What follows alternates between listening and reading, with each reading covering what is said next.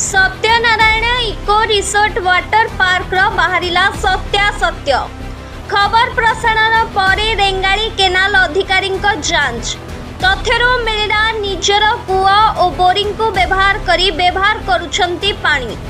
ढेंकानाल जिला सदर महकुमा ठारू प्राय 15 किलोमीटर दूर रे सत्यनारायण इको रिसोर्ट एहा नामरे विभिन्न अभियोग आसिबा परे मुख्यतः रेंगाली केनाल रो पानी आनी व्यवहार करुथिबा अभियोग को भित्ति करी विभागीय अधिकारी पहुंचीथिले तदंत पाई।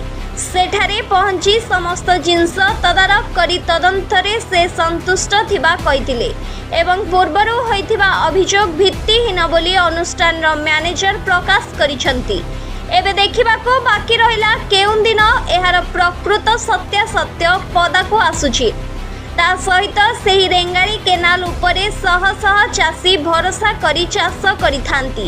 मुख्यतः धीरपाटना, कृष्णप्रसाद, सबरसाई, जुआंगसाही, रत्नपुर आदि ग्राम गुड़िकर 2टी पंचायतर चाषी माने बंध बांधी पानी नेउथिले। ताहाकु केनाल विभाग भांगी देबारु धान फसल नष्ट होइथिबारु चाषी माने क्षतिपूरण दाबी करछंती। Bureau report Dhenkanal news. मो अध्यक्ष जंती डिविजन 3 रेंगाली इरिगेशन प्रोजेक्ट अच्छी आम खबर पाइलु जे एठिका जो वाटर पार्क अच्छी से अनअथराइज आम केनाल पानी नौची से आम मुख्य जंती आमको पठे इनक्वारी करने आम एठिक आसी पहुँचला देखल जे आम केनाल बर्तमान सुधा पानी सप्लाय रेगुलर फेज है ना तेणु से देखले आम जो आउटलेट पॉइंट अच्छे से आम आगुरी केनाल एक्जिस्टिंग सहित अच्छी एवं पार्क भितर पशला इनक्वारी कलु देखलु जे से निजस्व ग्राउंड वाटर यूज कर वाटर हार्वेस्ट जो harvesting rain water harvesting structure करके निजस्व निजर पानी निजे ये कर तो मुझे मागिले ग्राउंड वाटर परमिशन अच्छी ना सी अलरेडी मत गोटे चिठी देखते no objection certificate from government of India रू गोटे से परमिशन नहीं तापर आम यहाँ आम मुख्य सचिव को रिपोर्ट करूँ से टैक्स विषय से विषय आम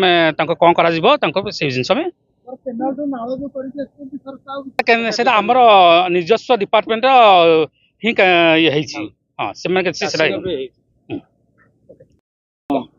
मो ना कुना साहू सत्यनारायण मैनेजर कहूँ गणमाध्यम आम ना कहला सत्यनारायण इको रिसोर्ट किसी पानी नौ वाटर पार्क किंतु आमर एठिकार जी पानी आम सफिसीयंट होमें कौन भी इनवल्व नुहे कि आम से बंधर बांधि नु आम लोकाल चाषी ये समस्ते माने 60-70 जन चाषी मिसिक बंध चाष जमी नहीं आमर कौन संपुक्त ना आमर निजर जी आमर भी अच्छी आमर बोरिंग अच्छी कूह अच्छी आमर हेतिक माने पानी सफिसीयंट होची आम माने वर्षा पानी की स्टॉक रखिकी भी यूज करूँ आमर एसटी भी अच्छी गछ मूल पानी दबाई आम रखीचु आम तेणु कौन बाहर पानी आवश्यकता ना कि गोटे मिथ्या आरोप लगे गणमाध्यम गोटे मिथ्या आरोप गोटे मिथ्या आरोप लगे गणमाध्यम आम ना गोटे ये आसते आम सब रेंगाली समस्त सब अफिसर मैंने सब आसते इनक्वारी कले से बर्तमान चाषी को पचारि बुझे भी चाषी कहले ना आम बंधेलु आम वाटर पार्क परमिशन अच्छी आम बर्तमान भूतल पानी को यूज कर परमिशन आमर अच्छी प्लस आम इनक्वारी कले आमर केतरा बोरिंग अच्छी कौन अच्छी सब सब इनक्वारी करके जाइए से कहले ना आपंकर बोरिंग पानी सब ठीक अच्छी आप भूतल पानी भी आप यूज कर वर्षा पानी आप स्टक भी यूज कर किसी असुविधा ना रेंगा चाषी गोटे भी संपूर्ण बुझी ने चाषी ये बंध बांधिक कर चाषी कौन क्षतिपूरण देवाई रेंगाली वाला को कम्प्लेन दे आज्ञा मु विकास कुमार साहू जड़े चाषी धान चाषी धीरपाटना मोर आमर पानी वाटर पानी जो आमर रेंगाली जो छाड़ी पानी आवेलेबल आमर पानी आसिक धान ठीक रे चलता ए वर्षा खरा दिन पानी ठीक रे नहवा हेतु आम बाली बंध गोटे करूँ जो बंधटा कि से रेंगाली वाला भांगी जोटा कि आमर पानी ए चारा भी जो धान तली पड़ी से भी नष्ट है तुरंत आम 50,000 भाया खर्च कर रेंगाली बाली बंधटारे भांगी देकी संपूर्ण नष्ट कर तेणु आम पानी उपचार टे बेगे तुरंत कले आम फसल माने बंचीज यह हूँ कथा आज्ञा सेटा आमर पानी आम चाष जमी की 3टा पंचायतर पानी आवेलेबल मारूची 50 एकर भाया जगह मारूची पानी ଏଥିରେ ପାର୍କ ସାଥିରେ କିଛି ସମ୍ପର୍କ ନାହିଁ। ପାଣି ତ ପାର୍କ ନେବା ଆମେ ଚାଷୀ ମାନେ ନିହାତି ବିଦ୍ରୋହ କରିବୁ। ସେ ପାଣି ନେଲେ ଆମେ ଚଳିବୁ କେମିତି? ସେ ପାର୍କ ନେଇକି ବଞ୍ଚିବ, ତା କମ୍ପାନୀ ସେ ବଢ଼େଇବ, ଧନ ସମ୍ପତ୍ତି ତାର ବଢ଼ିବ, ଆମର କ'ଣ ହବ? ଆମେ ତ ଚାଷୀ ମରିଯିବୁ। ଗୋଟେ ଆମ ପାଣି ଆମ ଜାଗାରେ ଯାଉଛି, ଆମକୁ ନ କହିକି ଆମ ବନ୍ଧଟା ବାଲି ବନ୍ଧଟା ଭାଙ୍ଗି ଦେଇଛନ୍ତି, ଆମର ବହୁତ କ୍ଷତି ହେଇଛି। ଆପଣ ତୁରନ୍ତ ତା ଉପଚାର କଲେ ଆମେ ଖୁସି ହବୁ। ମୋ ନାଁ ଦେଶରୀ, ଆମ ଘର ହେଉଛି ଧୀରପାଟଣା। ଆମେ ଯାହାହେଲେ ଚାଷୀ ଲୋକ, ଫସଲ ଧନ୍ଦା କରିଛୁ।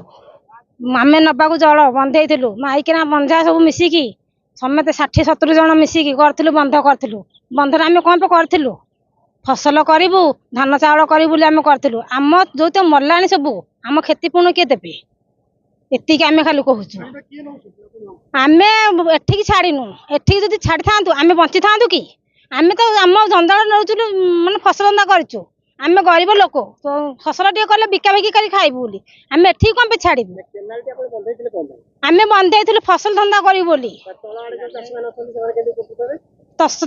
ମାନେ ଗଲାନି ବୋଲି ଆମେ ବନ୍ଧେଇଥିଲୁ। ବନ୍ଧ ବାନ୍ଧିକି ପମ୍ପ ନଗେଇକି ଆମେ ଚଲାଉଥିଲୁ, ଆସିଲାନି ବୋଲି ଆମେ ନଗେଇଥିଲୁ, ସେଠୁ ବାନ୍ଧିଥିଲୁ। ଆପଣ ଆମେ କାହାକୁ କିଛି କହିନୁ।